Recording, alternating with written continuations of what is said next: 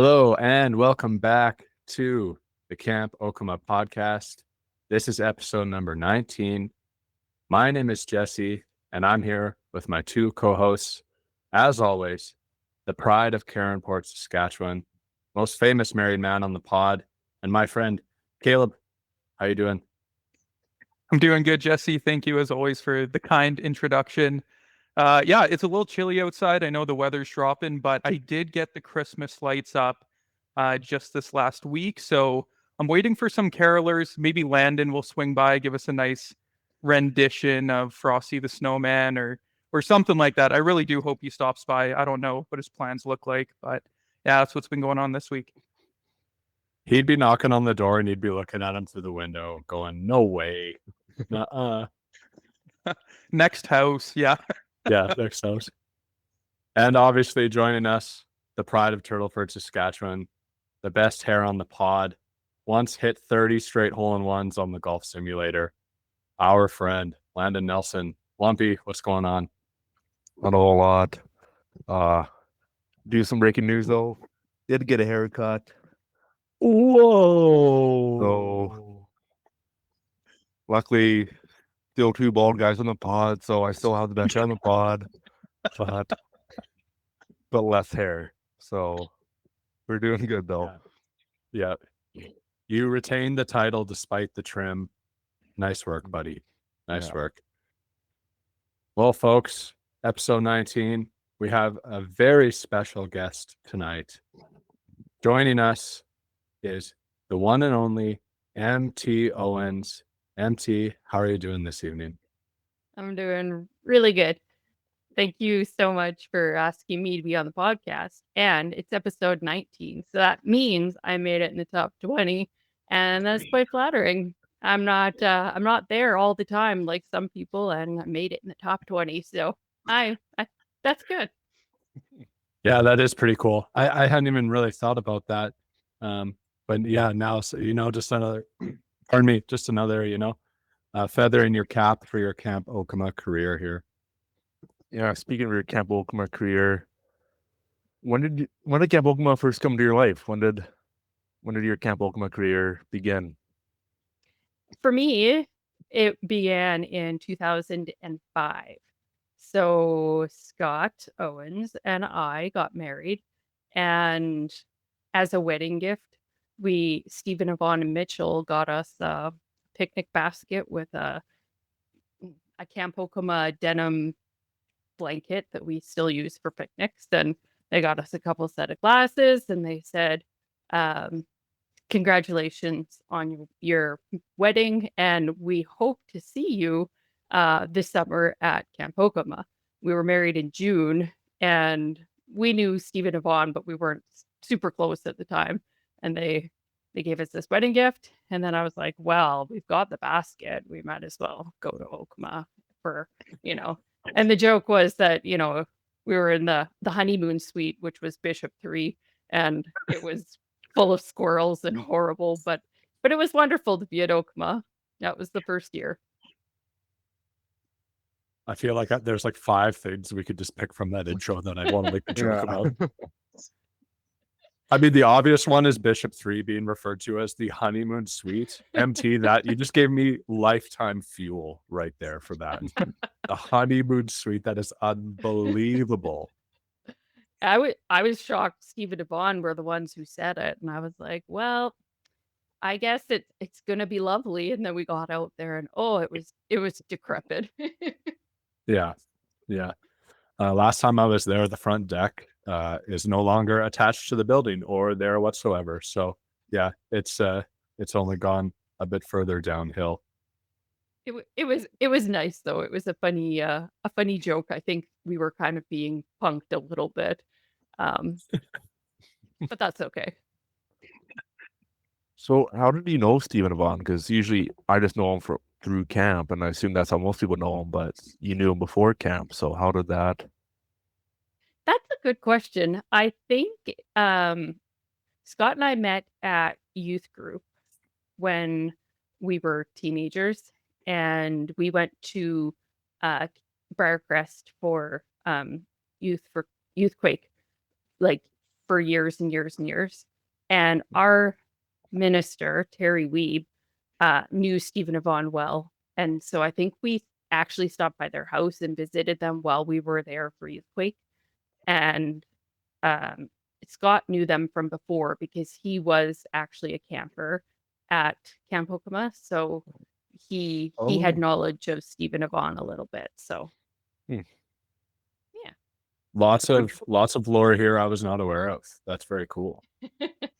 That's actually really cool, MT. And I mean, maybe just to preface this is our first time meeting, so thank you so much for coming on the pod.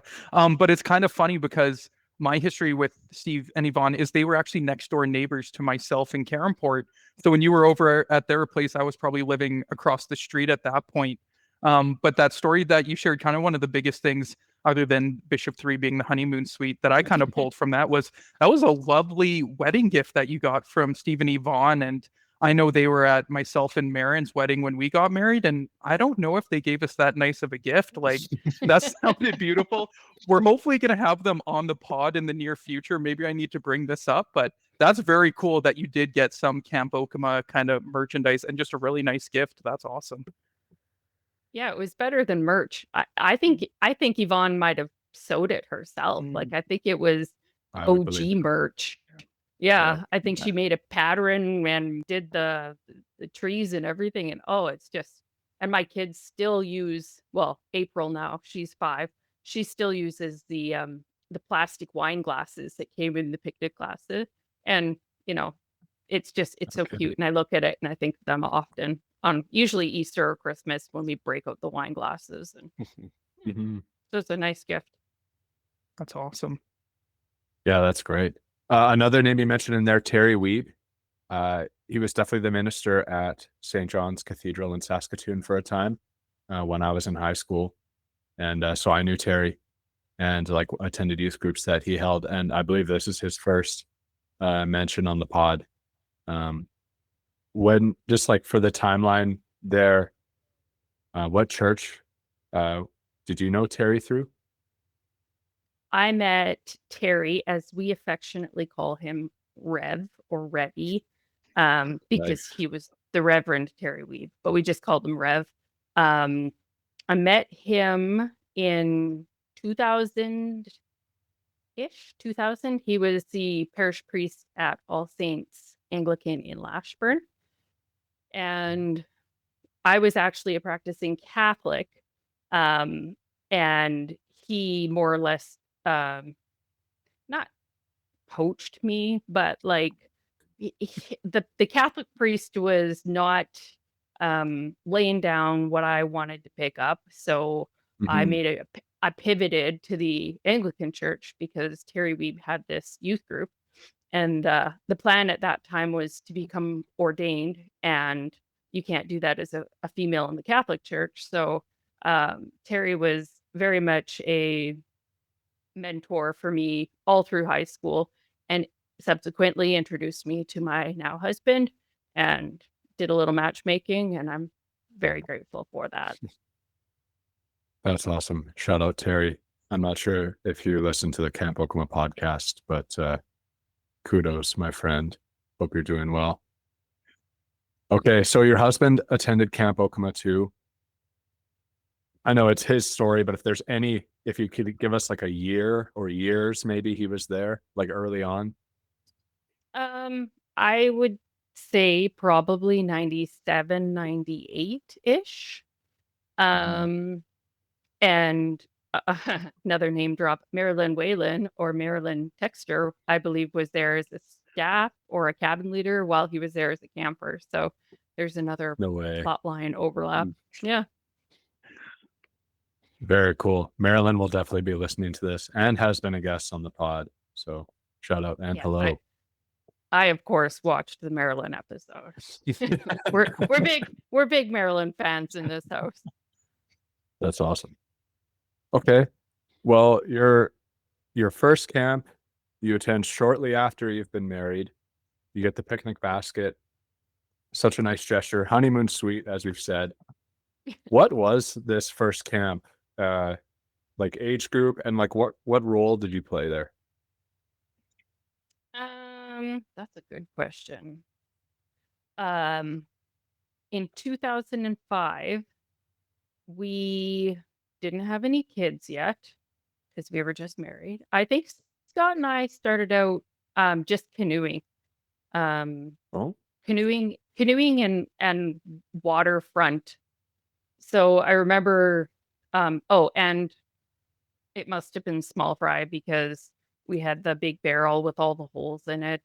And to this day, I had more fun than the kids did, like trying to fill that barrel and everybody plugging it with their fingers and trying to work as a team, as it were.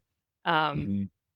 the beachfront games, when it was too rough to canoe, we did like volleyball with water balloons and towels and buried people, and just we did kind of beach kind of water activities, and it was yeah, it was fun. We were young and energetic back then, and we worked those kids hard. I bet they liked that. You were like, and you're probably like the cool, beachfront leaders, Scott Yeah, and we MT were holding it down. all of 19, 20, 21 years old, so we were still trying to prove something. I think it's interesting, MT, that your first kind of cabin experience was Bishop 3 because I do think, although it may have been nicer back in the day than it is now, I do think first impressions do play a lot into new places that we get to go and experience. So maybe other than Bishop's 3, what was your kind of first impression of Camp Okema when you pulled up to the property and kind of within your first week or two there? What were some of the things that kind of stood out to you? Hmm. I like most people, the the nature, like God's creation. It's just it's totally different. We live on a farm and it's gorgeous and you have sunrises and sunsets, but there's almost no trees. I love the trees. I love the there was a sign at one time that said trespassers will be baptized, and I howled Yeah. every time we pulled in. I was like, that is so clever. I love that. And yeah, and the old, like, there was an old stone kind of structure as you drove in. A lot of just Mhm. beautiful things in nature, and the lake was stunning itself. And yeah, the bell is iconic. I love the bell. Yeah, I'm glad it made it onto some merch recently. The bell deserved that, you know, note that honor to be on the merch. It's like it's such an iconic image for the camp. It's kind of like, we joke about sport a lot on this podcast, but if the camp truly was a sports team, the logo would have to be the bell, right? Like it makes so much sense. Absolutely. Absolutely. Okay, so we're talking 2005, first time at the camp. You're volunteering. What do the next like 3 or 4 years look like? Are you coming back? Do you become a regular? Kind of. In 2006, I came back. Um, and Terry Weeb was the chaplain in 2006, and Diane Otterbein was leading. And Scott and I were again doing canoes and outdoors and all of that. And it was that was a really that we learned a lot that summer. There was at least two campers who spoke zero English. And there was a couple other campers who probably should have had a cabin leader, like one-on-one for ratio for safety, but it was a different time back then. And we we had our work cut out for us, and it was super fun. Diane and Terry were like awesome, and music was hopping. It was small fry though, and they're needy. Those kids need everything all the time. And yeah, and we hadn't had kids ourselves yet. So I noticed there was a little a little break after that summer. I don't know if it was cause and effect or if it was just our lives got busy with other stuff. But yeah, 2006, it was a solid, good year. And then we came back 2013, and Benjamin and Joanne were both in diapers. And I hauled them to camp because they said that a teenager would watch them and I could go do fun stuff like canoeing. So I was like, this sounds fantastic. Heather Ferguson and I shared a cabin with all of our tag-alongs. So Jolene was there and Benjamin and Joanne. I think Cameron was a small fry in the cabin with the rest of them, but we had, I don't remember which cabin it was, but there was no campers in it. And so we just moved into it and it became the den for the mothers and babies. It was better than Bishop 3. It was lovely. And I got Nessa became our teenager babysitter. And so Janessa Keys, affectionately referred to as Nessa by my kids.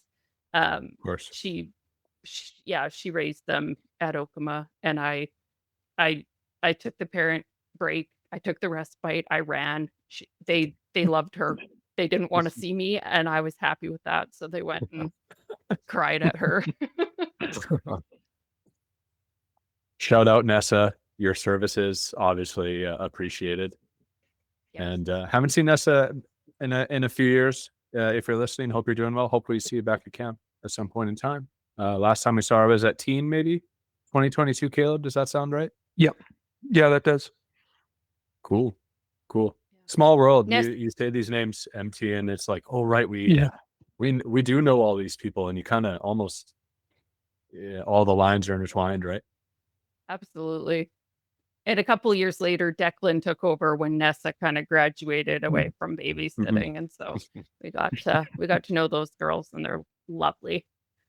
Yeah. So, do you have any stories from either before you were bringing your kids there, or maybe after your kids started going to camp? Maybe you have more stories that come to mind that you think of fondly of camp. There was we did small fry for a lot of years because our kids could be tag-alongs or campers, and then we kind of graduated to junior teen because our kids got older, and we just volunteered for the camps that they're at because we like our kids and we want to spend time with them. We went the first junior teen, I think maybe it was the second, 2016 or 2017, somewhere in there.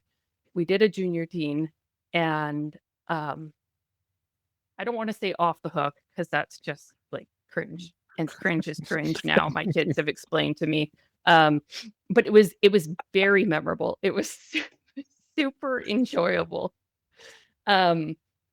Marilyn, I don't even know who is technically leading it. We did like Adria Logan, Marilyn Whalen, and myself. We all and Chantel was like a trainee, and we kind of all interchangeably maybe kind of led it, but Marilyn was the brains of the operation. It was so fun. Every minute of every day was solid packed with something, and it wasn't something lame like Duck Duck Goose. It was like we had a murder mystery. We had like choose your own adventures, and there was like I did a survival instead of like what are the words I'm looking for? Instead of sports, which is done wonderfully. But I wasn't sports, so I did a survival component, and I just stole the entire curriculum from the Air Cadet program that I was involved in for 20 years and regurgitated it at Camp Okema. And so I had like military ration packs, and I had compasses and like special little flint and steel things, and I gave them all little packets, and we did like compass marches, and it was super fun. it ended up being everybody was completely covered in camo paint and hiding in the bushes, building a fort. And I remember Braden Whalen was not having it. He didn't like, he was like, oh, I'd rather be doing archery or something. And Mhm. once he got out there building the fort, he was uh I have Spartans. He was like out there with like the like with the logs, the building his shelter, and then the shelter building turned into like uh not a snowball fight, but we had like little sacks of flour and they Mhm. threw them at each other and it exploded. Ah, I've been hit, and it was kind of turned Yeah. into a very fun game. And the whole camp was like that. Like everything about this camp was super fun. The baking was super fun. There was um Heather Ferguson just does the best crafts, and she was doing crafts, and my kids were like, no offense, mom, but your survival stuff it's not crafts. Joanne was like, I'm doing crafts. And Benjamin was Wow. like, I'm doing sports, but it was okay. They see me all the time. Right. Right. And I oh, like how you're on here airing them out. I just to yes, interject, yes. just letting them know, like, hey, like your mom noticed. Now all the guys on the camp pod know this as well. Fuel for the future. Hint, hint. Ben and Joanne. Anyways, please continue, MT. Please continue. Yeah, the creme de la creme was we had a movie night on the beach and a Oh, cool. sleepover. So we brought tents down to the sand and we watched a movie projected on something after it was dark, which was very, very late in the middle of July. And oh, everybody was just dog tired. Watched the movie. I don't even remember what movie it was because I was trying to sleep because I had two young kids in diapers. Luckily, Nessa was dealing with them, and I was watching a movie. And yeah, and we slept out on the beach in tents, and as if there wasn't enough happening, we fit that in, and then the movie or the murder mystery night was hilarious. Um, the McKee family was there, like Chris and Shout Randy. out. Yes. Yep. And they were hilarious, tons of fun. Like everybody was in costume. Everybody was like, it was such a good energy at that camp, with the exception of the fact that we were so exhausted we could hardly stand up. Like Mhm. the coffee in the morning, we needed like butane or something. Like coffee was not enough. The way you talk about this camp with just like the love and the passion, I mean, that's the entire reason we're here. I absolutely love that.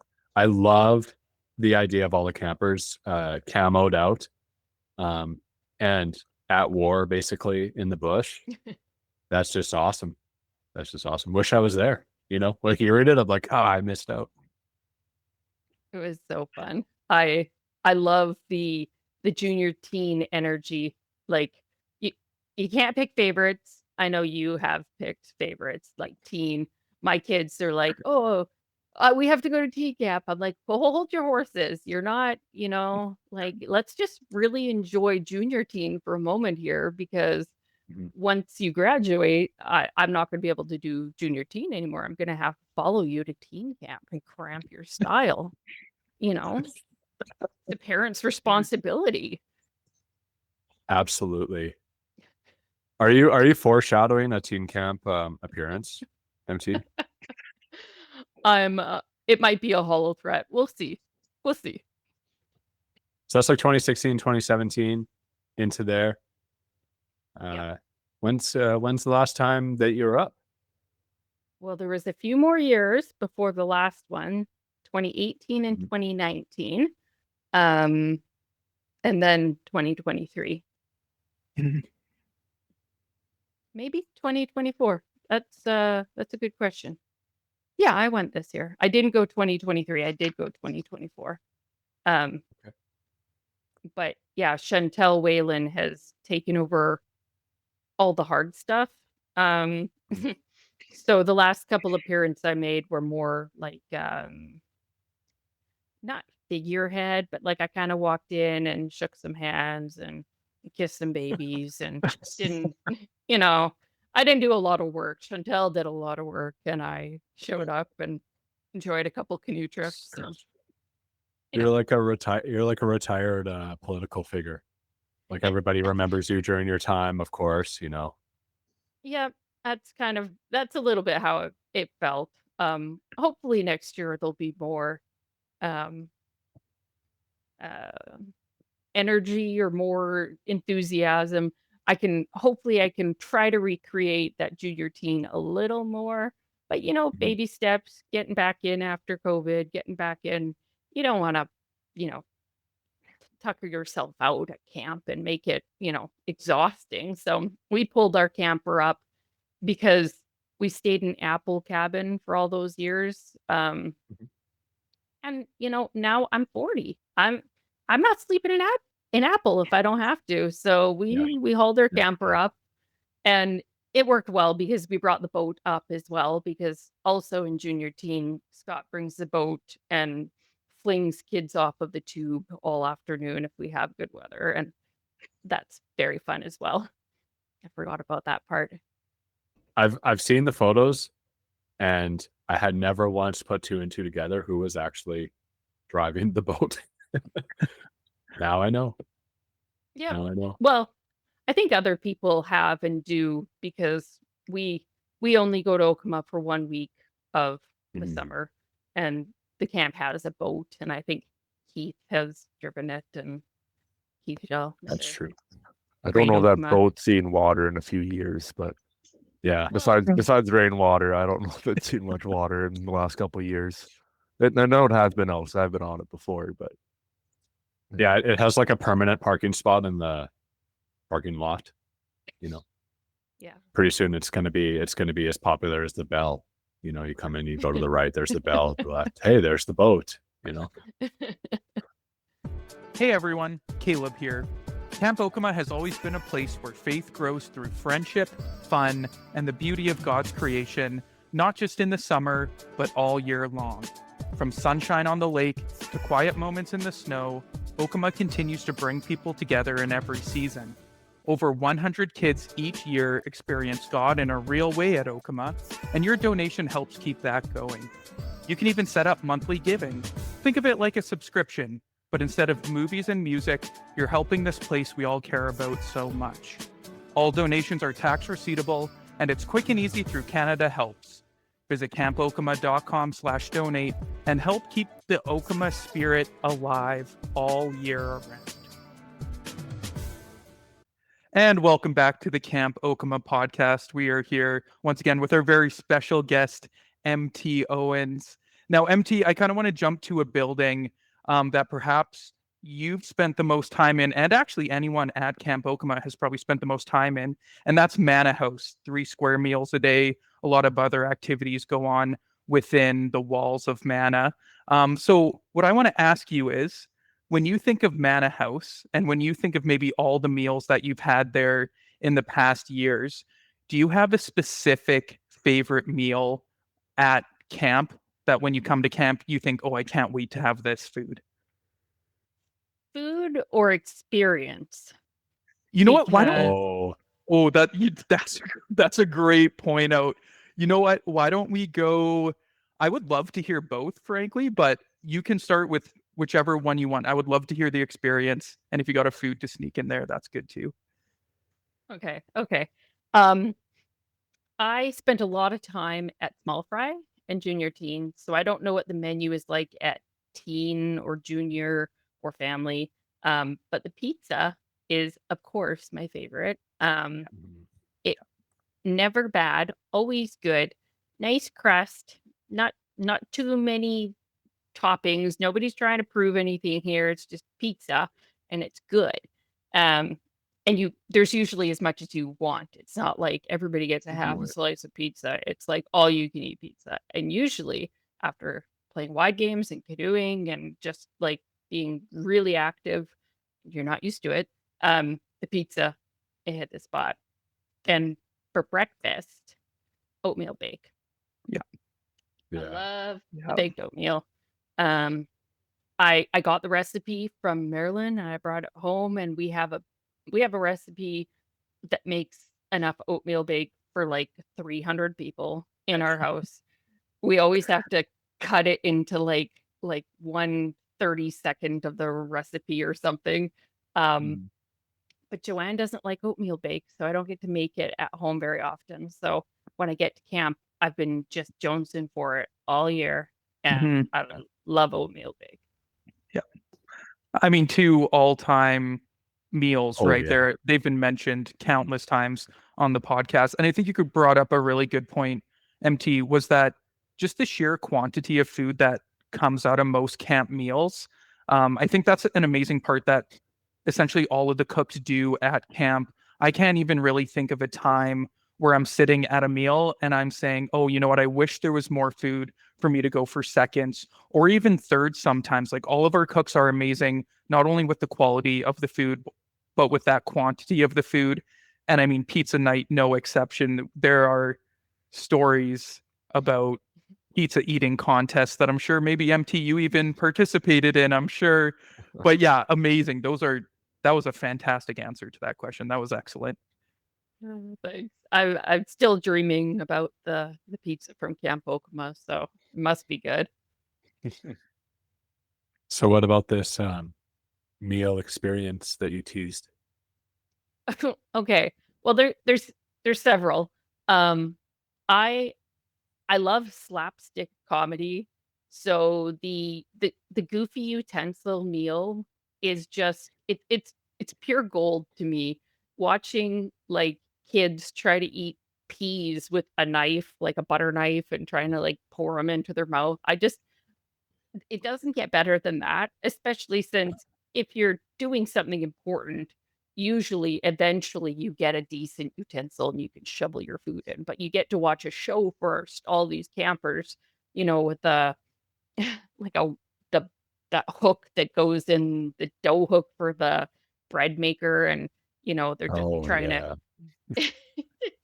it's absurd, and I love it because it's so cheesy, corny, and frustrating for the kids. A lot of them, it's a small fry thing. A lot of them have never been to camp, and they're just giggling, and they're like, "Oh, that's so silly. I have a teaspoon to eat this soup with," and I'm like, "Well, at least it's not a colander. That would be worse." Yeah. Yeah. And the other one, oh, I didn't. Oh, it was also small fry. Um, Everybody at the table had their arms duct taped to the person Right. next to them. And when you know the people at camp and you have a relationship and you have history, there's nothing more um, hilarious than watching them, try to eat a meal. I remember Jolene Ferguson, she and I think it was Nathan Grote. Um, Mhm. they were taped together, and she had a glass of chocolate milk, and he lifted his arm and it like poured all over her, and it was almost like in a movie like Parent Trap, and they're like food fight and they start Oh yeah. it was almost that good.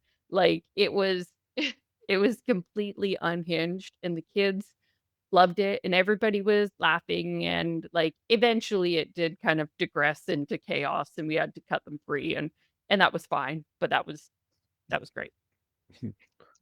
Have, Um sorry. have you ever heard of the monk meal? Have you guys ever done that? That's my next one. Okay. I'm looking at my notes. My third experiential meal that I love is monk meal.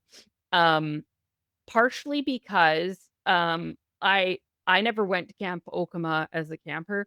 I went to cadet camp. Uh and the monk meal is very reminiscent of more of my experience. When you're sitting at the table, you're quiet, you're kind of, Mhm. you know, you're polite, you're not doing any shenanigans. There's no fun when you're eating. You're just get in, eat, get out. The monk meal I have loved because it's been done at junior teen almost every year that I've been there, or every year that I've been there, and um it always ends in Rory Logan playing his bagpipes outside and then into Manna House.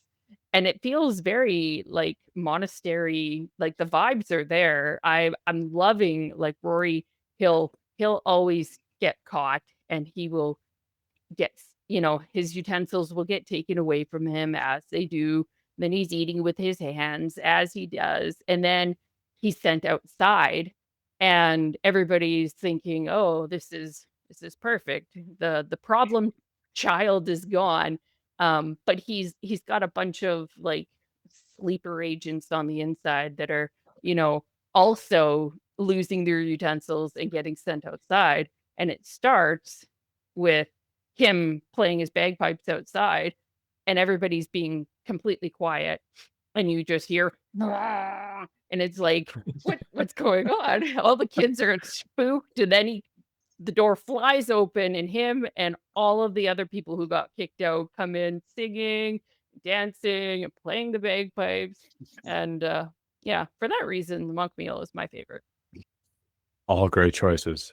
I can't remember the last time we did at teen. I think this year, Lumpy, did we do we did the We utensil did one? we did the utensil one, but yeah, we haven't done a lot of them. There was the one year teen camp where you were tied to somebody's arm, but Mhm. I think that was we don't usually do much of the silly stuff anymore at teen. Well, The silly it's stuff it's is usually the rest of the day, Yeah. it's less age appropriate as they get to teen. My, junior teen is I love it. Yeah, that they're like right in the pocket where Yeah. it's awesome. Like it's Yeah, extremely awesome. Yeah, for them. There are a lot better sports at that age if you have to force someone off the table eating with their hands. Yep. Mhm. Mhm. I feel at teen in the past, it's almost been more like skits or cutting promos, if you will, like that Yeah. that include the theme of the day essentially. But yeah, it hasn't as much been hands-on, I guess you could say. Yeah, that's right. Except for that time you and your brother arm wrestled. That was literally hands-on. Yeah, that's very true. Okay, MT, you're outside, just off the ramp. You're waiting to get in, but we have to sing Grace. Is there a certain Grace that comes to mind that's number one in your heart? Yeah, there is.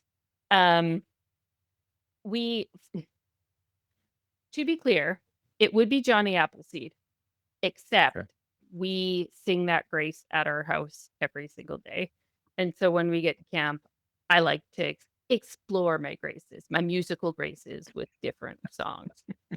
Um, and Who's the King of the Jungle is my favorite. And there's actually a backstory to that because in the early 90s, I was in elementary school in Edmonton, Alberta, going to a Catholic school. And there was a band called The Crew that came to our school and performed. And they were a Christian group of young uh, adults, probably in their first year of college. And Yeah. they sang that song, and I had it on like the full length song that the Grace is based after. And I listened to it on cassette tape for like 8 years. And it was my favorite. It was one of my favorite songs that the Crew did. And whenever I hear it at camp, I get nostalgic for those great years in like grade 3. No kidding. So, sorry, follow-up question. Was this an original song by this band or was this a cover? Um, that's a really good question. I have no idea. Mhm. But it is interesting to me because there's no music for the Grace. it's been passed down, just people singing it. And the Mm. melody is not actually the same as it was on the cassette tape I had from the crew. Like the Oh, melody has been distorted over the years and passing down, so it's not even the way that the song I think should be sung. Um but Okema has taken over, and there's no trying to like, no, this is the right way. This is the way we used to do it. No, it's its own beast. That Grace has transformed into the new Who's the King of the Jungle. right. Well, we'll have to, after our episode, I would like to chat with you about that. See if we can, like, maybe there's a YouTube video or something that has that version. You don't want me to Maren, just serenade you? well, MT, listen. Yes, I do want that. Yes, I do want that. If you do Thing that, you have to number do it two. live though on the podcast. So, Yeah, and I I'll can look it count up on you in. YouTube. Give me your tempo whenever you're ready. No, I'll And look it now, up if on that's YouTube. okay, I okay, called my bluff. that's fine. Listen, if you would have done that, that would have been amazing. That would have been amazing. You may be number 19 episode, but that easily puts you in the top 3. I think through cornhole years. We recently had Maren on, and she gave us some lore on the Johnny Appleseed Grace, and we were able to find like a YouTube video that had this clip of this character singing the Grace. So I'd love to get a clip of this so we could share it with everybody and be like, hey, check it out. This is where this comes from. I'm very intrigued with you saying that Camp Okema's version is like, yeah, it's like the telephone game where like it's not quite the same as the first time it got passed on and so on and so on. That's very cool. And thank you for having that tidbit of info for us ready to go. So Who's the King of the Jungle, number 1 for MT Owens, but not to be performed on this episode. Sorry. That's okay. Or That's okay. or you're welcome. right. Well, I'm not sure this next question applies because you probably they clear the dish bit. Unless you're helping with the dishes all the time. Do you have a favorite role in the dish pit?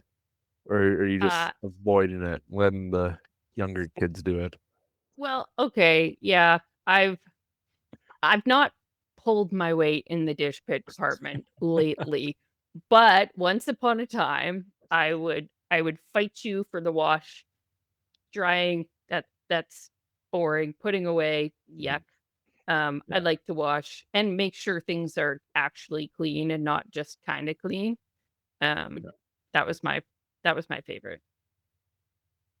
Classic feedback, classic stance really is I need to wash to make sure the job's done right. Yeah. I really respect the honesty of being like, I haven't pulled my weight in a while. Anybody listening who's current will be like, I haven't seen MT in the dish pit since like 2016. Like, well, who is she trying to fool here? Yeah.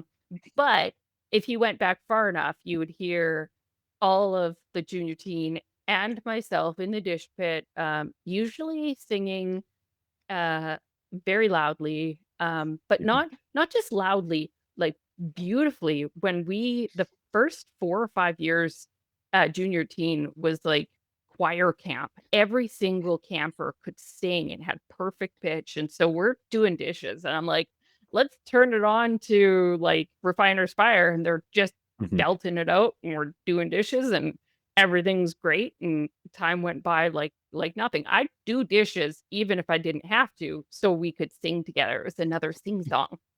Yeah.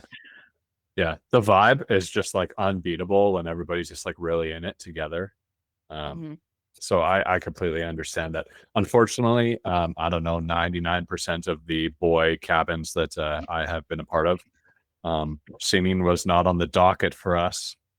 But you know, maybe we thought about it, but it wasn't happening. So I heard many boys singing in the dish the dish pit. It was just more like the younger ones at Small Fry or junior teen. It was more like the yelling ones, like Tarzan and like the campfire songs that you don't have to be musical to, really enjoy. You can just be loud and funny and and it's a good Yeah. time.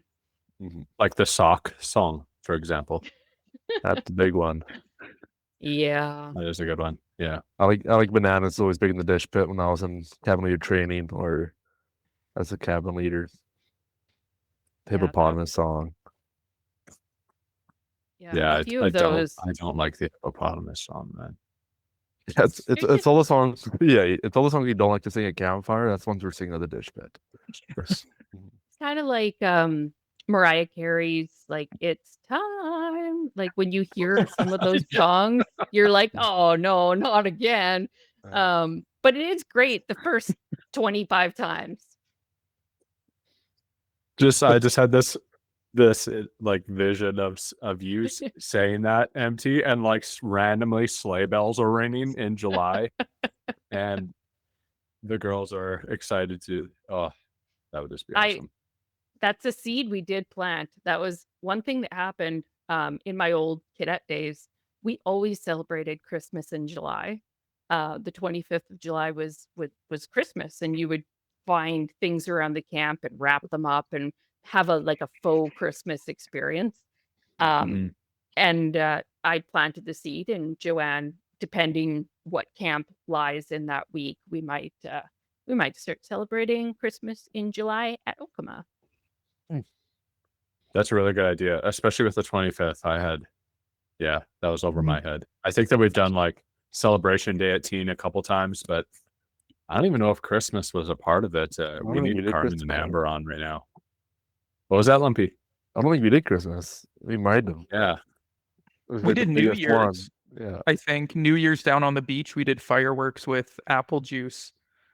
Maybe that was the closest we got though for Christmas. Yeah. Pretty cool though. That's a good idea, MT. July 25th is Christmas. All right, MT. One of the last questions on the topic of Manna House. So you're out front. You just got finished singing "Who's the King of the Jungle" to go in for the meal. You go inside Manna. What's this up at the front? You have not only baked oatmeal, but pizza. What a great meal. So you're up at the front. You got your pizza in one hand. You got your baked oatmeal in the other. What a great meal. You go over to your table. You go and sit down. Your elbows accidentally hit the table, and you hear the sound ringing through the halls of Manna. Empty, if you're able, get your elbows off the table. Has that ever happened to you? Have you ever gotten caught with your elbows on the table? Yes. If you sit close enough to the cook's chairs, they think you're a cook and they don't call you. So I learned that in the last few years. But I absolutely did get busted, especially the summer Marilyn and Jen Isley.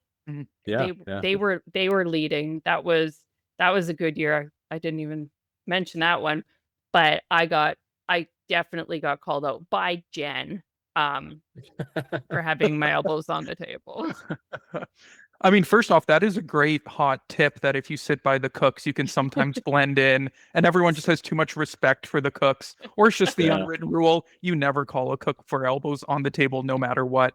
But you did say that you did get caught. Did you have a go-to song, or do you remember what you sang within that moment, or did it happen more than once that you're like, this is my song for whenever I get caught? The first time it happened, I was a little stunned because I didn't think that adults were going to have to do that, and Jen called me out. And I just wimped out and I did "I'm a Little Teapot." It was also, it was small fry, so some of them enjoyed that. But then as it kind of that week at camp, I got called more than once. Maybe an excessive amount of times. So I had to up my game to find a longer and more obnoxious song. And I think it might have been like Whitney Houston's "I Will Always Love You." Wow. That's awesome. Just the chorus. Nobody knows the verses. Just the chorus. Yeah. That is a crazy upgrade from "I'm a Little Teapot" straight to Whitney Houston. That is a That's a gap, but that's awesome. That's so sick. Go big or go home. Like, they would eventually stop picking me if they had to listen to me butcher Whitney Houston. Oh my god. Unless you did such a good job, they're like, we need to hear MT sing every meal. Like, That's not what yeah, that's happened. You cannot fake that chorus because literally the first note is she just hangs one out there. So you have to like expose yourself or show everybody that you're really locked in immediately. Mhm. I love that MT. So did you want to perform that on the pod right now or Also, I will pass on that as well. Thank you for the invitation. I appreciate it. okay? Well, we've had a lot of fun at Manna House. But we're getting near the end of the day and we're down at Campfire, okay? My bad. We're actually gonna go to the start of the day. It's a whole new day. It's a whole new Okay. day. You went to bed in the honeymoon suite, and we're down at Campfire, and it's dough bake. I'm wondering if have you ever had the dough bake? And Of course. of course, awesome. How do you like your dough? How do you cook it? What's the approach here? Okay. So, first move, you find one of those old soldered off curling brooms that Yeah. are in the big barrel. You put the dough around it, no oil or anything, and you slow cook it till it's perfectly golden brown. And then you just completely fill the entire thing with peanut butter. And any other answer is completely wrong. That is awesome. This has to be the first person that's come in and just like fist slammed on the table, peanut butter, end of story. Yeah. like that was Like, so decisive the way you just explained that. I feel like everyone's been wishy-washy, and you're like, no, this is what you do. Yeah. Talk Like- to a wall. Yeah. Like, And like no jam either, just straight peanut butter. oh, yeah, jam would ruin it. And you put the peanut butter in while it's still like while the steam is still coming out of the center in it, and it's so hot you might burn yourself. Then you open like 4 of those or 6 of those or 8 of those little containers, and you try to shove them 8. down there. Yeah, like I mean, the whole 8. thing has to be peanut butter. You need to get like this is not a peanut butter sandwich. This like the dough bake is a vehicle to get like a cup of peanut butter into your body. A vehicle. The dough bake is a vehicle. Yeah. And this is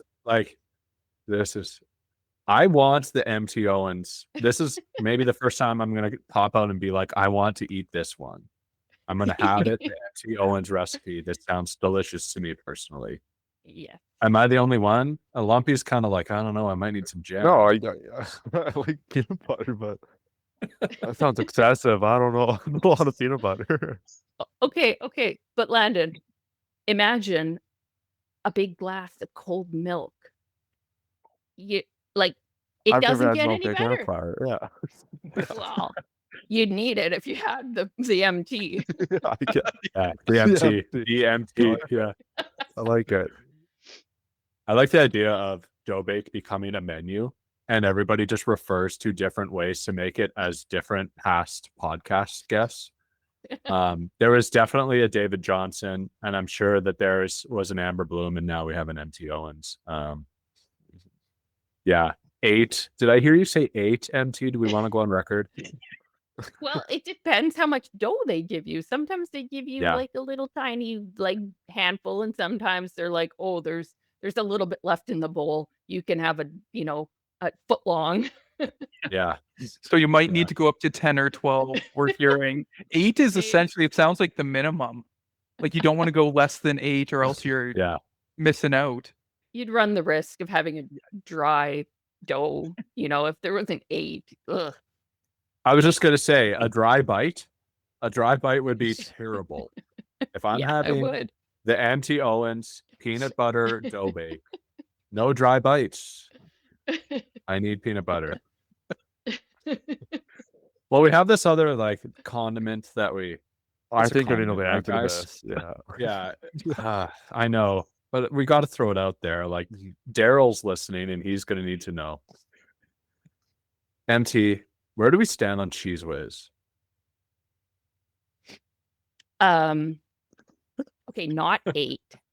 Um, I would never reach for the Cheese Whiz for my own dough bake, but Sure. if somebody made a dough bake and it contained Cheese Whiz, and they came over and said, "Oh, MT, I made this for you. I love you. I think you would enjoy this."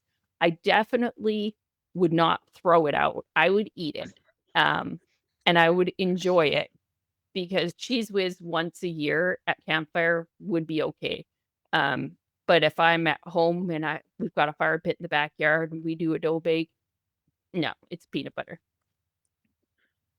Okay, so you're like Switzerland a little bit with this Cheese Whiz. Take it or leave it type thing. I love how you described it. Someone's coming over there. They've made this dough with love. And they're looking up at you, MT, please. I made you this Cheese Whiz dough bake. It's Landon. Please. I just want to be your friend so badly. We're running out of Here's peanut this- butter. We don't have any more. Yeah, MT, I again, tried to get peanut butter, but the 80 pack is empty after 10 people who got dough bake. Would you like this Cheese Whiz dough bake? Okay. So you're definitely not like Cheese Whiz army. You're not like I'm going in the trenches to fight the war for Cheese Whiz, but you're not poo-pooing it either. You're not saying ew, gross, puke in my mouth. Do I have that right? No, that's totally right. I think Cheese Whiz under the right conditions could be quite edible, but if there's Yeah. peanut butter there, comparatively, it's not standing up. It's inferior, of course. Some neutral whiz here on the pod. Daryl, it's not a no, buddy. If you're listening, Daryl, it's not a no, but it's not a yes either. Maybe that's enough for the neutral whiz. It Caleb? pretty much just has to be a gift. Like if Cheese Whiz is presented as a gift, it sounds like it's okay. I don't know what anyone can do with that information, but thank you for Christmas is sharing coming, that. guys. Yeah, that's right. I know what I'm putting in Marin's stocking at Christmas. Yeah. I'm sure she'll love that. Just some. What's that? What's that jar-shaped thing wrapped under the tree? I wonder what's in there. In that jar. Yeah. Shaped Is item this under Cheese the- Whiz? under I the- hate it. No, it's a gift. Oh, I Take love it. it. Take it. Someone's just holding it. Just Daryl's just holding this. Shit. It sounds like Cheese Whiz. Sounds like petroleum jelly. What is this? Insane. Anyways, thank you so much for sharing that, MT. So we are later in the day now, after the dough bake, after our 16 to 24 peanut butters. It's been a great day, and we get to Campfire in the evening. It's a glorious evening. It's nice. There's not too many bugs or mosquitoes. And essentially, the people leading Campfire, they ask you to pick the first song to sing at Campfire. What song would you pick? What is your all-time favorite Campfire song? Oh, that's tricky. I love all of the Campfire songs. Well, I shouldn't say all of them. I love a lot of them. The ones that have music. Like Yeah. Scott usually brings his guitar when we're at camp, and Scott will lead Campfire with the strummy strum. Mhm. I love Days of Elijah. Mhm. It's a gooder, especially the junior teen age. They really get into it. They can remember the words, and they can love doing the actions, and there's no shame in a good Days of Elijah. It's just musically it's a really nice song, Mhm. which makes it superior to like the hippopotamus song, which is it's cute, but it's not musical in any big Of way. course. Yeah, you're not like, I don't think you're breaking any hearts here, MT. You're just telling it how it is. Like there's Cheese Whiz and then there's peanut butter. Am I right? Please continue. Oh, I to contradict myself, the ha la la la la, I really like. I know it's a small fry song, and I know in some camps it's completely overplayed. But I had never heard that song at all until I got to Okema. And the first time, like first impressions count with music as well. Because the first Yeah. time I heard that, I think the chaplain his name is Rob. I don't remember his last name. Yeah. Yeah. Did he you know wear who I'm a talking red? about. He would like a blue Boston Red Sox hat. His wife would come with him, and they had a this is like mid 2000s, right? Yeah. Oh, I definitely knew this gentleman, and I feel bad that I don't remember his last name in this moment. And I'm sorry. Please continue. I also don't remember his last name, but he, like Heather Ferguson was there, and she took a whole bunch of pictures that are now on like the napkin holders. And one of them, I remember, like Rob. Everybody had like their hands in it, and Rob the chaplain had his hand in it. And I don't know. I look at the picture and I remember, oh yeah, he was the one who introduced me to Ha La La La La.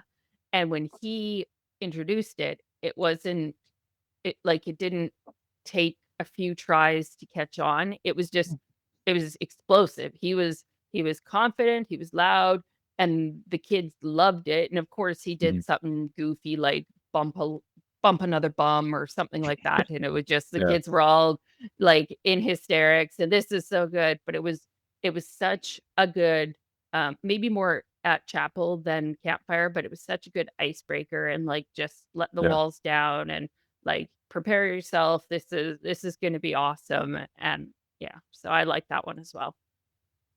That's a really good one. I love how you mentioned that there's like funny parts to it, like because there's like scratch a friend's back, shake a friend's hand. But I could definitely remember there being like a, pick a friend's nose, stuff like that.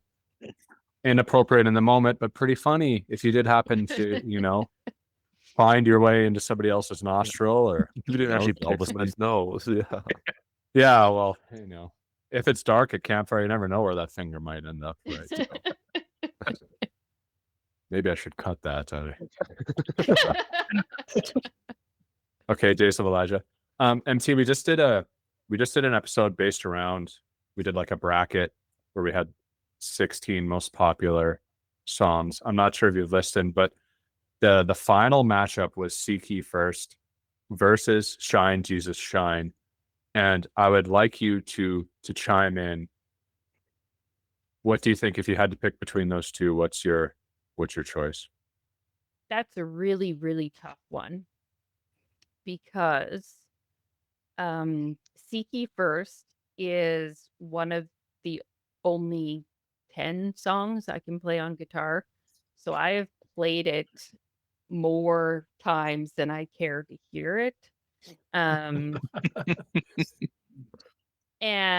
Shine Jesus Shine, similarly, growing up Catholic, was a song that we sang for Mass every Wednesday all through elementary school. Really? Okay. So Wow. both of those songs are so obnoxiously overplayed in my brain that I would have to say neither of them make the top 10 for me. Whoa. I'm so glad I asked. This is a better answer than I could have hoped for.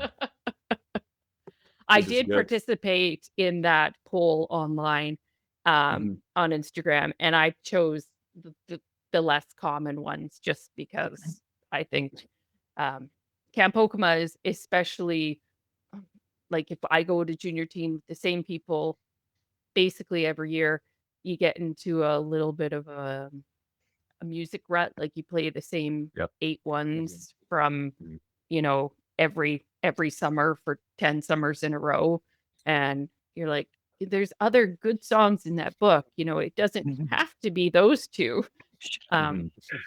But then you have to consider some of those kids don't hear, Christian music throughout the year, and this is their only exposure. So you got to let them Yeah. hear the good ones that, maybe I've heard them 1,000 times, but they haven't. You sound like you're into Eagles or something. Like you're like, like we could play Hotel California again. But like we have other good songs, you guys. Do you know that? Like I really respect the way you're approaching that. Like obviously we have these heaters that the crowd wants to hear. And I think there is a lesson in that for the listeners, because teen camp, boy, are we guilty of that. I'll be the first to say it. Yeah, we have like a greatest hits, and it seems like that's always what it is. But MT, you're absolutely right. There's some deep cuts in there. Some really good songs. Really good. Thank you for translating deep cuts into 40-year-old good songs. I like that. That was a nice translation. So I imagine at junior teen, you've probably seen a lot of skits and performances at Campfire and other times. Do you have any that stick out? Have you performed in any? What are some funny ones that you care to share? Well, this is a little anticlimactic because, a lot of the times during Campfire, I was either putting little kids to bed and I missed out on Campfire, or I was more recently going to bed because it was late. But my favorite, and this is completely out of left field, my favorite skit is not a skit, but kind of a skit. At junior or at small fry, the stick dance. You know the stick dance? I might have be reminded. It Yeah, I'm never sorry, made no. it. Never made it to teen camp, I guess. It's somebody will lead around the campfire, and there's a little song that goes to it. I can do the stick dance. Stick dance. I can do the stick dance. How about you? And it's kind of like a follow the leader, and the person with the stick does something while they walk around the fire, and then they pass the stick to somebody else who has to try to identify what the special thing they did was. So they might, stick out their tongue, they might bend down, pick something off the ground, but they do a whole bunch of different things as well, and you have to try to identify it. Anyhow, it was really fun with small fry. The kids really loved it, and it was kind of a skit because you were like Simon Saysing it kind of. Um, but like not teen camp material. This is definitely a small fry favorite. But I remember doing this now. Yeah, this rings a bell now Yeah. that you've said it. yeah, not oh, and it's the second one is also like a campfire song, not a skit. The skits, yeah, I guess circling back to the skits, I like any time that somebody who truly deserves to get soaking wet gets soaking wet. Um, and that's easy to say because, like I'm not saying Robbie, Logan, or Diego are like good targets, but I am saying that I was chuckling and enjoying myself, and they were good sports, and they, it was nice and warm, like it's camp. Um, so yeah, but I like original content. Like it would like I don't know if there is an original content, but whenever a cabin comes up with something that I haven't seen before that isn't somebody getting wet, that's probably my favorite. Yeah, when somebody gets wet, it is a classic got 'em. And I appreciate it too, especially when it's not me. Especially when it's not me. It's only been me once, I think. And it was such a small amount of water that they were playing it safe. They didn't want to make me mad. Yeah. There was some wrath maybe they were trying to avoid.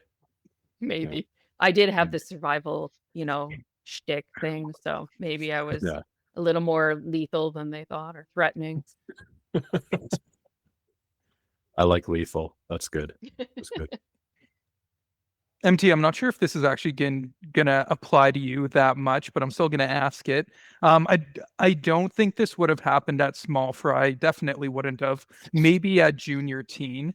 But were you ever a part of organizing any night games at camp? I don't know if you would have been, from the sounds of it, like you said, with the skits, typically you were either going to bed or maybe helping put kids to bed. But was that something that you ever did in your time at camp? I think there was only one time that I remember participating in a night game. It was probably one of my first junior teens. And you put the kids to bed during Campfire, but then you can do the fun evening stuff. But I'm not sure. I think it was just like Bible Smugglers. It was one of Mhm. the favorites. It was just dark or darker. It wasn't really dark because it never really gets dark. Um, Yeah. but yeah, I organized and led quite a few wide games. Like that was part of our canoe and outdoor stuff, but they weren't usually night games. Mhm. I suppose that night, the movie on the beach would probably almost wouldn't be a night game, but it's a night activity. I feel like that counts as Mhm. something. Yeah. I agree. What about these cadet camps that you attended? I feel like a nighttime activity would find its way to a cadet camp, wouldn't it? Absolutely. Yeah, we had like there's cadet summer camp, and then there's kind of camps throughout the year that are in the fall or the spring where you do your survival training closer to home. And we always did capture the flag, and we often had like a night compass march. And there's Mm. there's something extra special whether regardless of what camp you're at. If you get to stay up and play games in the dark, that is super fun. Yeah. Yeah.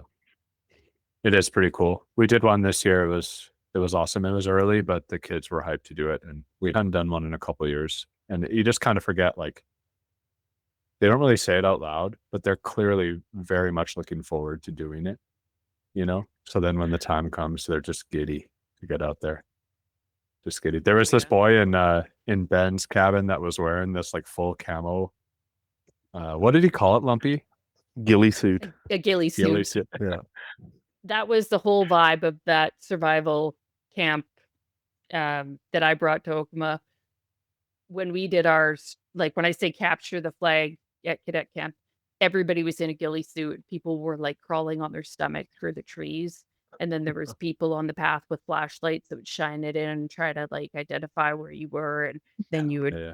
stop moving, and everybody had paint on their face. And it was a whole thing. That's awesome. Okay. Well, moving over to another famous Camp Okema building, probably the most famous one. And unfortunately, it's no longer with us, and that's Sleepy Hollow. I'm wondering, do you have any stories, history, or just moments that jump out when you think of MT's experience in Sleepy Hollow? Yes, one of those early junior teen or late small fry years, I was actually the chaplain, and we were in Sleepy Hollow for a lot. Like I don't know if it was raining that week or what the deal was, but we did chapel in Sleepy Hollow, and that was the year that all of the musicians were there. Like everybody, like it wasn't just Scott on guitar, like everybody could play an instrument and had an instrument. And like the Whaling kids, they were all singers, and Anna Chirian, and Yep. like there were so many, I can't even think of them. Um Tons of just musical people, and the acoustics in Sleepy Hollow were pretty decent. We had, roaring fire, and it was just like the ambiance of that. You hear the rain outside and the nice warm fire, and the kids are like breaking off into 3-part harmony and doing descants, and like singing in a round when nobody has prompted it, just like ad-libbing, like, and it was just it was goosebumps. I loved that part of Sleepy Hollow, and um it was kind of small. Like, if you had a big camp, it was tough to kind of cram everybody around the fire, Yeah. which was it was nice because then you could be close enough to the other people singing to like hear what they're singing and be on the same note. It made the music more musical. I love that. You bring up a good point, MT, about the, like, let's be honest, it's probably like a 30 cap room. But sometimes when you're in there, it felt like you're in an arena, and there was just the way the voices would carry. And, if you had a big camp, like if there was 50 plus people, it was like you were having people sit in the rafters trying to like fit everybody in there. Maybe a feeling other people have shared is like once it went down and you looked at how small of a plot of land that it actually sat on, I can't believe the building was this small because it felt just enormous when you were in there with all those people. And that's what your description reminded me of, especially all the voices and just the acoustics of the building. It was pretty special for that, right? Yeah, for sure. When you were asking me to prep for this interview, and I was trying to, there's no way I could recall what years I was there. Like, that's Scott's brain, not my brain. But when I was looking, I was thinking, okay, I can look in the certificate file cabinet because we have every camp certificate in a file cabinet for everybody at our family. And I said, or I can look through my pictures from Sleepy Hollow because I wrote every year that I was there. Like, I painted on the wall as you do. And that was how I got the years that I was at Okemo. Was I had taken a picture before they tore down Sleepy Hollow, and I have the picture of all the years that I was there. Oh, I love that. Yeah, it's like a yearbook or a year building, I guess. Yeah. So maybe not in Sleepy Hollow, but maybe in Sleepy Hollow. Were you ever part of any talent shows, or did you witness any talent shows? And if you have, what are some favorite performances that stick out to you? We did at that one junior teen, like, we did everything. There was a talent show. Of course, I don't participate in a talent show, but there was a really, really talented whistler. There was a really good yo-yoer. Of course, like the Katrina and Chantel and Shyla and the dancers and musicians, like really talented. The most memorable talent show performance that I can think of recently. Oh, I wish I could remember who it was. I think it was Ashton. Does anybody know you? Ashton. We definitely know the man, Ashton Ham. Yeah. I'm Oh, like, we I'm are trying well to. acquainted. Yes. Would he be the one that would sing a song in another language? Yeah, this series sang a song in Latin, I believe. Yeah. Okay. Or That he was. recited something in Latin. Yeah. It was like, I don't know what the pop culture song was that he was singing in Latin, but it was like a modern radio song with like a lot of words. And I'm not telling the story well, but it was very impressive. And Ashton sang it in Latin or Greek or whatever. And I was like, wow, who knew that was a talent that anybody had? At teen, he did All Star by Smash Mouth. That's what it was. And yeah, it was awesome. And initially, like when he's doing the verses, it's kind of puzzling. You're not too sure. But then he gets to the hook and you're like, okay. Like, yeah, shout out Ashton. That is our boy for sure. We definitely know him. That's cool. So you never made it onto the big stage, even though you were doing Whitney Houston for Elbows on the Table? Well, you had to sign up for the talent show. I'm surrounded by a lot of talented people. That doesn't necessarily translate to me. So if you're going to be up there performing, you should probably have something at least like entertaining. Um, and I shared the gifts that God gave me at Campfire and with the guitar and the talent show. That's more for people who are talented. Sounds like you have a pretty good Whitney Houston impression, though, from what I've heard. But Well, I might make it sound pretty good, think- but until you hear it, MT, it is not too late if you would like to perform live on the podcast. I would not. I feel like you just want to let other people shine for the talent show. Let other people have their chance. They're not like, oh, you get the cooks in here or get there must be a 40-year-old lady who can do something kind of, decently. Where is she? She should be in here. Yeah. No, they want to see their friends doing fun stuff and memorable things. there must be someone in here who can eat 10 peanut butter packets in under a minute. One of you, maybe. Please. I never considered that option, but I think maybe that'd go next over. year. It'd go over really well at teen, I think, if you walked up there and just slammed 8 to 10 peanut butter packets, didn't say a single word and walked off. I think that'd be a standing ovation. Oh, At you least would from me, bring it the would. house It'd down. be, yeah. Do you know how many kilograms of peanut butter we buy per shopping trip in our house? I'm scared to know. I don't even know how big's the biggest craft peanut butter? How many kilograms is that? It's 2 kgs. Do you buy 8? We do. Per shopping trip. And if there's baking, sometimes it's more.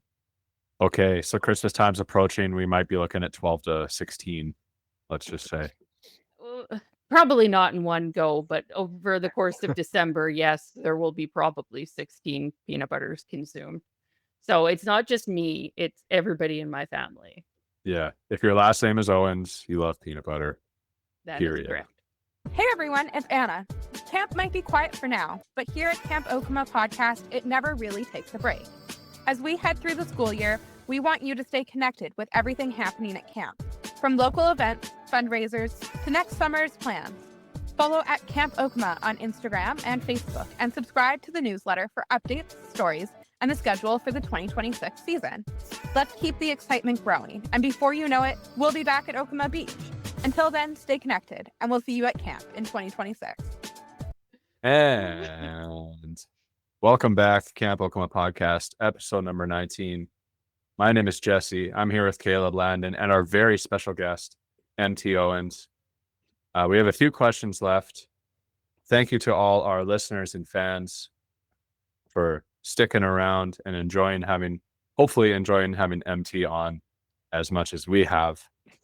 MT, you've maybe listened to an episode, so this is where we get, a bit more, we get a bit more in our feelings on these last few questions, and we like to reflect on what Camp Okema means to us, and more specifically the, campers, other staff, other volunteers that we've got to know during our time at Camp Okema. So our question to you is, of those people that I just listed, are there any that stand out that have greatly impacted your time at Camp Okema? Absolutely. I've name dropped a few of them already. Well, probably all of them. In the beginning, like the beginning of the beginning, Steve and Yvonne Mitchell were instrumental in getting us there, making us feel valued and welcomed and necessary. Because a lot of the times, anybody could fill a role, but when they make you feel like you're the only one who could do it, there's a lot more. You're enticed to go to camp more. You find time and you make it work when you know you're valued. And Terry Weeb, was chaplain a few summers, not a whole bunch, but he, as our parish priest growing up, he always supported Okema. We were invited to events in Saskatoon, and we attended events and fundraisers. And Camp Okema was a place that he loved and supported. And more recently, the Whalen family, basically. And by extension, we call it our Okema family. And it's not, it sounds cliche or it sounds insincere, but April is 5, and I don't think she realizes that she is not biologically related to the Whalens or the Logans. Like, she thinks Katrina is her cousin, and she knows Marilyn and Trevor are April's godparents, and like she knows, we all know we're family, and it extends to basically everybody that we've shared a summer with. If I saw, like, 10 years later, Nessa or Declan or Landon, or like, it would be like, hey, get over here, give me a hug. And but the ones, especially the Turtleford clan, because they're so close to us in Maidstone, they really are family. And it sounds so corny, but we've had Dutch Blitz competitions at my house just for fun. And we had like a framed winner of the Dutch Blitz competition. We were so sure it was going to be Marilyn, and so we had the certificate ready and printed out with her name on it. This was, 10 years ago, when Marilyn was like the kingpin. Not saying she isn't anymore, but Cameron Ferguson turned out to be the winner of the whole Dutch Blitz competition, and we had to like rewrite I had to run to the basement and print off a new certificate and give it to him. So, but yeah, everybody, a lot of people from camp have become family to us. And now that the teenagers are getting into teen camp, I'm seeing the exact same thing. Like, Joanne, if we give the big kids an ultimatum, like, oh, not an ultimatum, but like you can go here or you can go here, and they will always pick the one that has the Camp Okema people. And that makes me feel so good about our decision to raise our kids with the Camp Okema family and have their influence and have their closeness and have the support group. Like, Heather Ferguson and I, we still are very close. And when things go south, you call your camp family first, and then you inform your biological family. Sometimes obligation. That is extremely real, and I have done that myself. I don't think it's corny at all. I just want to circle back and just like, I hope you don't feel, you might feel that, but us three guys, I speak for all of us, like that's real, and that's something we all feel and agree. And it's so awesome that you're able to share that. And your kids coming to the camp, like we really got to know Ben for the first time, like really here at Teen this last summer. And I know he was in Landon's cabin, and for me, just kind of like full circle, like MT, like we've known each other like through this camp world for, I don't even know how many years, like, a long time, and pretty full circle to have that opportunity to be there with your boy. And yeah, I love that answer. Thank you for sharing. It's awesome. You've been extremely generous, MT, throughout the entirety of this episode, sharing your stories and memories of camp from the early years all the way to the current time, like the modern day. We were just wondering that, thinking about all of your time spent at Camp Okema if you could redo 1 week of camp, which week of camp would that be? If you could pick one. That's a tough one.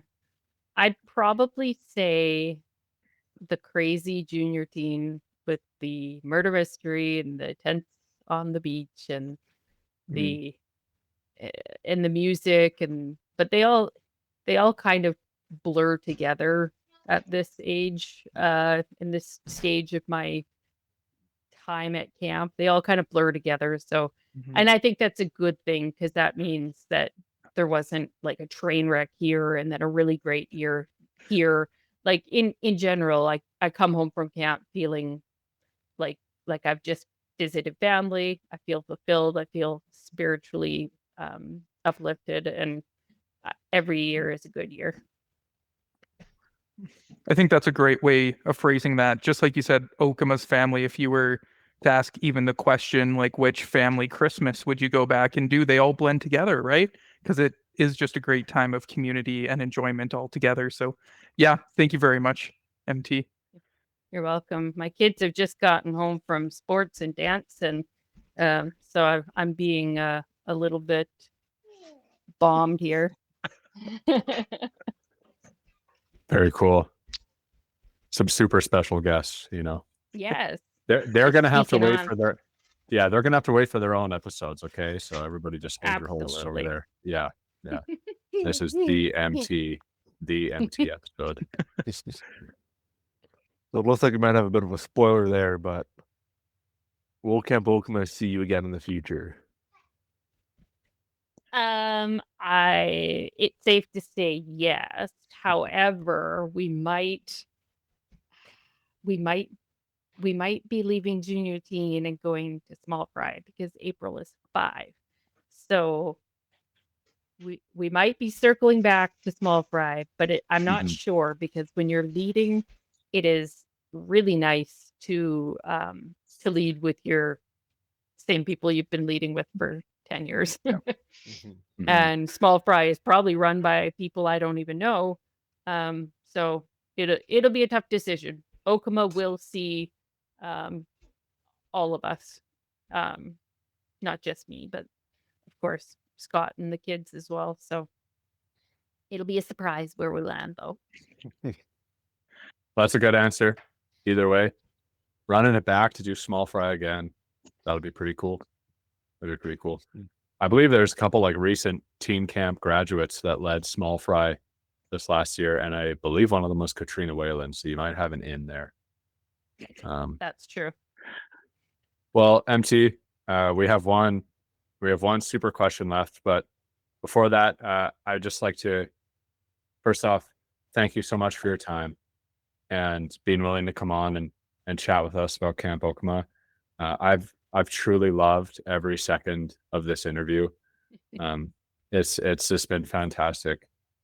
You've just been such an amazing guest, and being able to know you all these years kind of peripherally, and I believe maybe we were together at like a youth group weekend type thing years ago when we would have first met, and I think you were closer with Carmen maybe for a number of those years, but we've crossed paths and yada yada, and I guess all that to say is that Camp Okema is pretty cool, where like the degree of separation might be literally one person, but we are still all fam at the end of the day.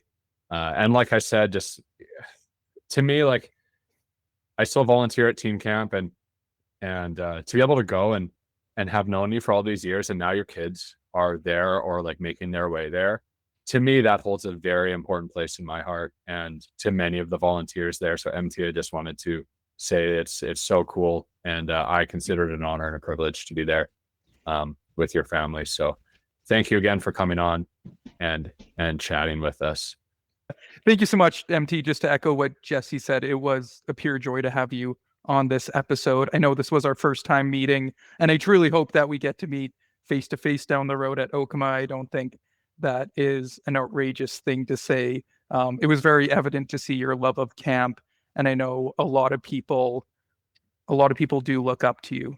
So thank you just for everything that you do for camp and for the Okema family. You're welcome. Thank you for thinking of me. I don't. I'm not sure I deserve any great recognition, but I have had a lot of fun chatting about camp, and anything that will bring more Okema family to the camp is worth doing. Mhm. Yeah, although our weeks and our years haven't aligned all the time, we've maybe only been to 1 week with each other at camp. I still feel like we're in the same Okema family just because I think of Marilyn as my Okema mother.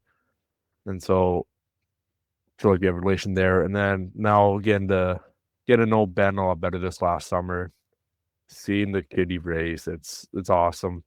I can't wait to see more of your kids come through teen camp, and yeah, it's awesome getting to know your family and getting to know you better throughout the spot here. It's awesome.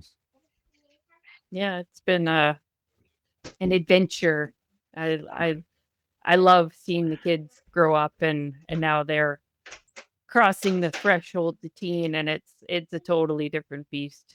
Teen camp. I never went, never staffed, but apparently there's a moose man or something. I don't know. So there's lots about teen camp that I'm excited to hear about. MT, it's as if you knew the next question. I mean, like maybe when your boy came home from teen, did he have something to say about Moose Man to you, or did you already have some sort of previous experience? You know, we know Moose Man, or to my knowledge, Moose Man, he's not just a teen camp guy. You know, he's poking around small fry. He's poking around junior, you know, like In all the years of Okema, I never heard of Moose Man until Benjamin came home from teen camp. And I thought that this was a Jesse specific incarnation. And I am surprised that this is a long standing thing that just never came on my radar at all. you were too busy doing other stuff, and Moose Man respected that obviously, and just let you, you know, live your life at camp. And yeah, Potentially people read the room and thought maybe, 7-year-olds weren't the audience for the Moose Man, but I don't know. Well, maybe we need like a small fry, like Moose Boy. Maybe. We do have That's a good idea. Beaver Boy. Yeah, We do have Beaver Boy. perfect target audience for Beaver Boy. Yeah, That's actually this is a good thing we just brought up here, is that Beaver Boy is maybe like we start the small fry kids with Beaver Boy. You know, it's a beaver small, non-threatening, you know, usually like a big buck-toothed smile, like, you know, hey, don't leave your stuff out on the line, yeah, or whatever he says. Is that what he says, Landon? it's something like that. Yeah, Well, you're the Beaver Boy expert, historian, if you will. we're still working on his backstory and everything, so we have to iron out the details before Teen Camp 26. So Yeah, we got to figure it out. we need like the prequel movie, like the Beaver Boy movie, where we get the whole origin story. He'll probably show up in the staff training videos. He'll be like the staff training mascot. And welcome back, Beaver Boy. He's just like, He's down at the beach. You jam the peanut butter in your dough bake like this. Yeah, that's what Beaver Boy would do. Okay, well, MT, thanks for tolerating, especially tolerating us here at the end. But we needed to know, because like you never know. Maybe we would have, if we would have avoided it and you had some crazy lore that we had missed, how could we have ever lived that down, right? Listeners, this has been the Camp Okema Podcast, episode number 19. If you would like to listen to our podcast, you could check us out on Apple Podcasts or Spotify. If you would like to watch our podcast, as you might be doing right now, we are on YouTube. We have a Facebook page. We have Instagram. We have an email. And coming up this weekend is the AGM, though by the time this episode comes out, things will have already happened. So you can be all excited for all the big news that comes out of that. We have a couple more interviews lined up before the end of 2025, which is crazy to say out loud. But we will be rolling into 2026 and the new year and another year of camp before you know it. That's really, really exciting. Once again, thank you for listening. Camp Okema Podcast. For Landon, for Caleb, for our special guest, MT Owens. My name is Jesse, and we'll see you at camp.